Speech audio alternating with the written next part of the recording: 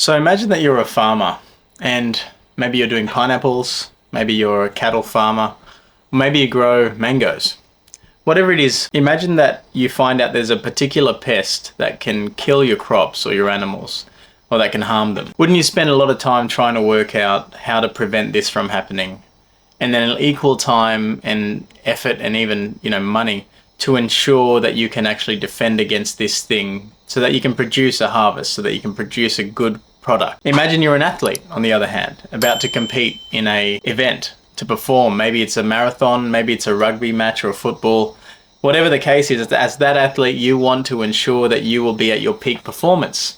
And in doing so, one of the things you've got to be aware of is anything that could come in and stifle or get in the way of your performance. Anything like poor sleep, poor nutrition, dehydration. Wouldn't you spend a lot of time and energy to ensure that you knew how to look after your body, to avoid these things that could get in the way, to get a good sleep, to track your nutrition and your meals, to drink enough water so that you're able to perform at your best? See, peak performance is the hope of the athlete, and an abundant harvest may be the hope or the goal of the farmer. For us people, what is our goal? What is the goal at a very basic level? Perhaps we could say that our goal in life is broadly stated to live well. But how do we protect against this? To protect their goal, the farmer will defend against pests.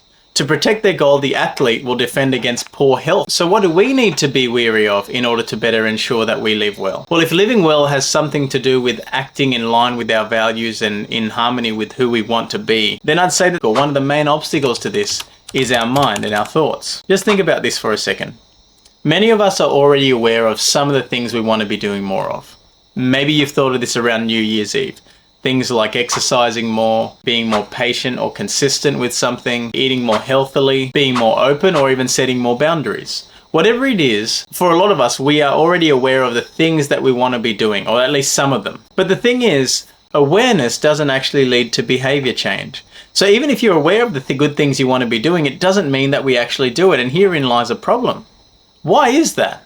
Well, there's a force that exists that pulls us away from doing the things we want to be doing.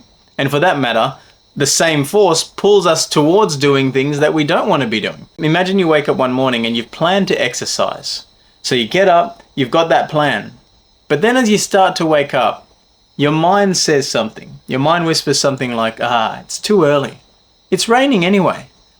And you've had a busy week. Just take it easy, you can always start next week. The whisperer between our ears starts to take control over our arms and legs, and before you know it, we're pressing snooze on the alarm system, going back to bed. In the same way that passengers on a bus have no power and control over the driver and the way he drives, thoughts have no control over what we do. However, as a default setting for a lot of us, we tend to obey our mind as if it was a dictator of our life and our actions. So if we're going to strive for better lives, the thing that we need to be able to be aware of, just like the farmer, just like the athlete, is the things that can sabotage our best efforts.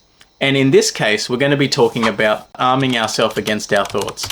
Arming ourselves against thoughts is a simple acronym, ARRM, which means to be aware, to remember, to resolve, and to move. And what this is about is learning strategies to handle when our mind slips in to pull us away from our values so that it can't sabotage us in that process. So if you're interested in learning more about this, please tune in the coming weeks. But just for this week, I invite you to just start to notice what your mind is doing day to day. Start to notice your behaviors, whether they're moving towards your values or moving away from your values. And whenever you find yourself moving away, see if you can pick up what your mind is saying, because that will help us to start this process of arming ourselves against our thoughts. Hope you have a great week and looking forward to catching up next time. Peace.